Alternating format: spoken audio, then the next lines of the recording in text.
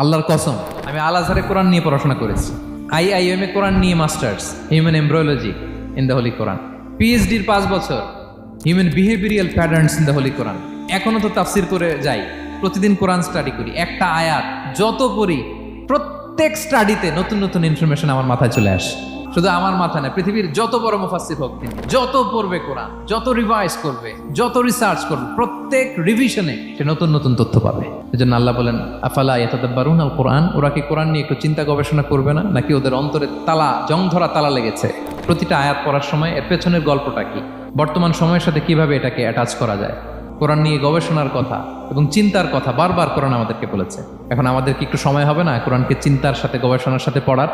ইব্রাহিম আলাইহিস সালামের মতো গদবাধা গড্ডালিকা প্রবাহে গা ভাসিয়ে না দিয়ে আমরা যেন প্রশ্ন করতে পারি, আমরা যেন বিবেককে কাজে লাগাই। আল্লাহ তাআলা আমাদের সবাইকে কথাগুলো বোঝার ও আমল করার তৌফিক দান করুক।